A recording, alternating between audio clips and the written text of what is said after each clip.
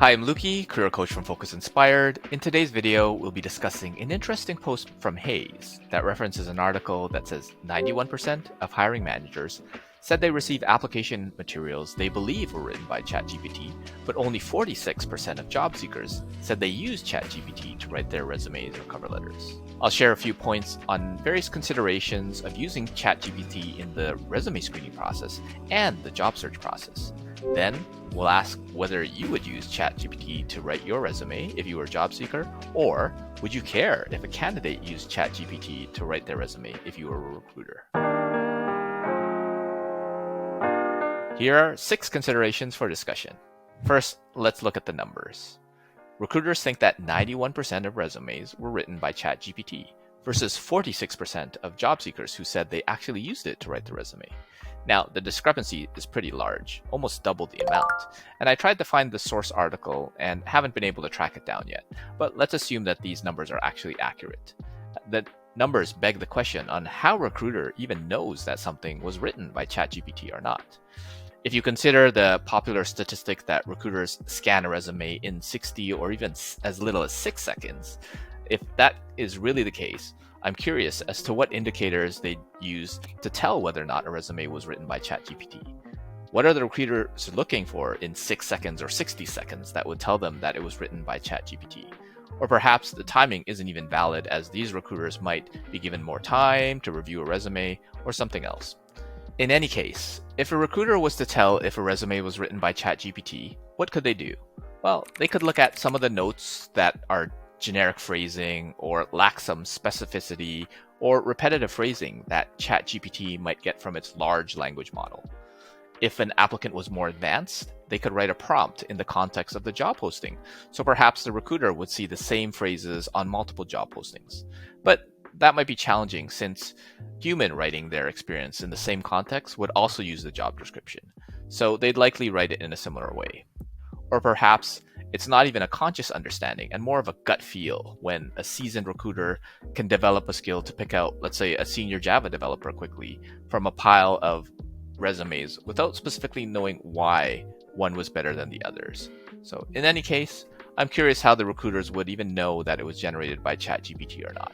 Considering the recruiter identification is double the reported amount, either the recruiters are identifying way too many false positives, or applicants aren't being honest in their reporting of their use of ChatGPT.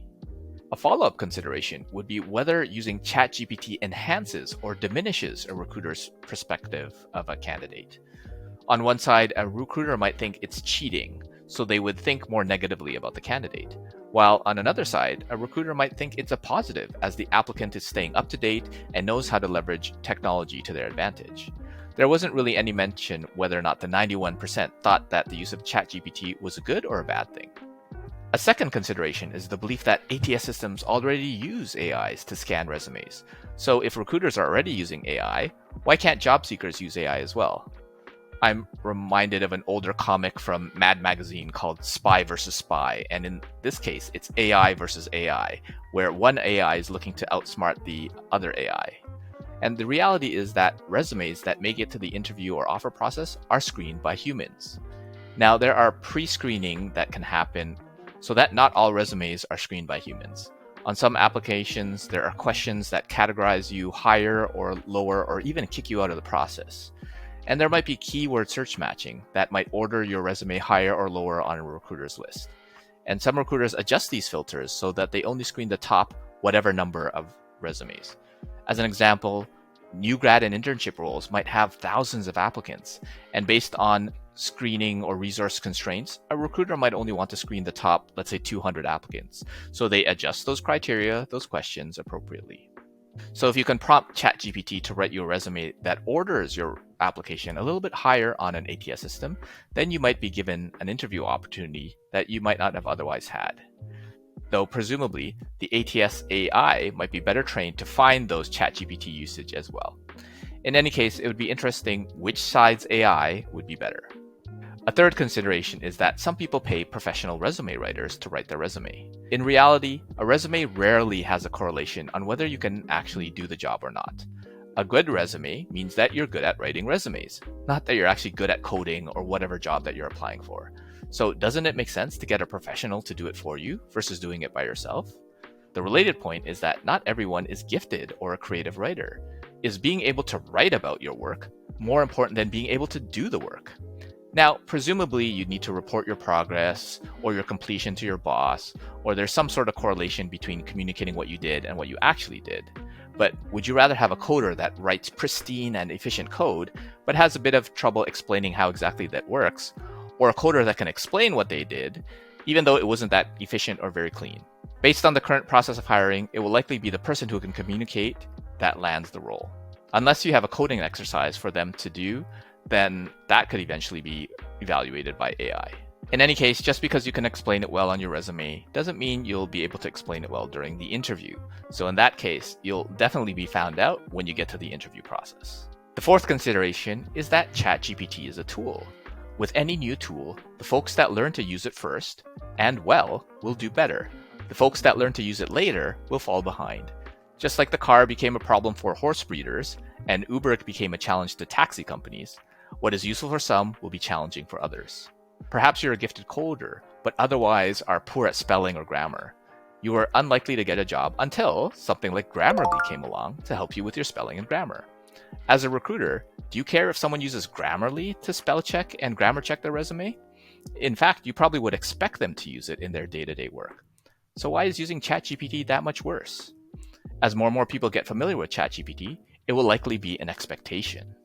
The fifth consideration is when ChatGPT writes fake bullets.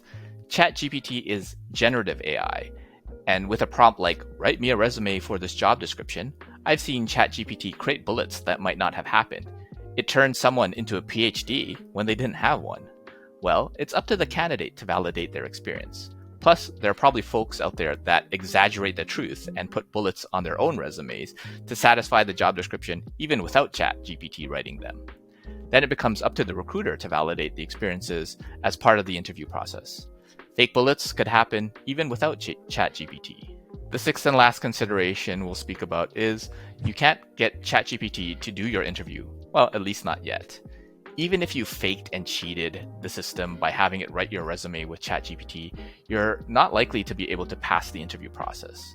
Could you clearly and concisely describe the third bullet on your last experience if ChatGPT wrote it for you? Highly unlikely, at least until someone codes something that can generate a response along with a deepfake generated video that looks like you saying it, and then we'll all be in trouble. As a recruiter, you might be annoyed that an interview spot was taken from another candidate just because that candidate knew how to leverage the system. But how else would you validate that all of the information on their application is truthful and valid, except in the interview process? What do you think? As a job seeker, would you use ChatGPT to write your resume? As a recruiter, do you care if a candidate used ChatGPT to write their resume? At the end of the day, a resume doesn't get you a job. The resume gets you an interview, and it's the interview that gets you a job. And you're better off networking, since networking is basically an informal interview. Job seekers need to take ownership of their understanding of the job search process so they can be as effective as possible. It also points out a few flaws in the current hiring system, where the ability to write a resume doesn't necessarily align with being able to do the job. ChatGPT has definitely highlighted many flaws in the recruiting process and will leave room for those that understand how to use the technology for their benefit to potentially have opportunities they wouldn't have otherwise had. I personally feel that the whole resume system should be replaced, and there are so many problems with the current system with or without ChatGPT. Though at the moment, I don't really have a more elegant or equitable solution to screen candidates, though hopefully there will be a genius out there who can figure it out. This video was brought to you by the Focus Inspired Academy. If you're looking for support in your job search or career, join us for e-learning content, weekly virtual group coaching, text access to our coaches in between sessions, and future apps and community to help you with your job search and career success. Thanks for watching today's video. If you found this useful, hit the like button. Let me know if you have any questions or what you're struggling with in your job search or career, and feel free to connect with me on LinkedIn. Don't forget to subscribe for more tips on jobs, careers, and life. And YouTube recommends that you check out these videos next.